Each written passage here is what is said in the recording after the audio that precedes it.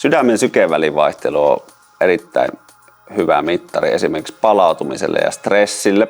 Ja meillä on Site-hankkeessa käytössä Kubioksen ohjelmisto. Ihan tämmöisellä Polarin perussykevyöllä saadaan erittäin tarkkaa analyysiä muutamassa minuutissa.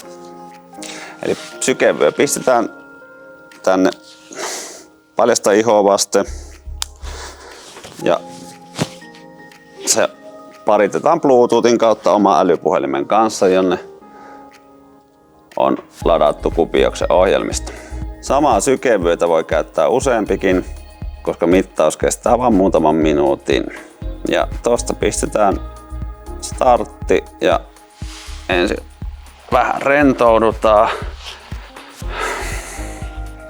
Mittaus kestää 3 minuuttia ja siitä saa aina päivittäisen raportin.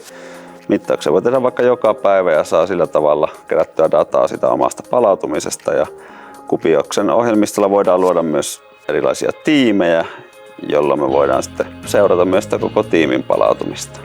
Jokaista mittauksesta saa monipuolista dataa ja sillä pystyy katsoa trendejä ja nämä eri määrät on myös selostettu auki täällä, eli ei tarvitse tietää mitä nämä tarkoittaa, vaan ne on hyvin seikkaperäisesti ja tiiviisti selitetty tänne käyttäjille. Sopii sekä urheilijoille, liikkujille sekä sellaisille ihmisille, joita kiinnostaa lisätä omaa liikuntaa ja seurata omaa palautumista. Tervetuloa Site-hankkeeseen kehittämään uutta.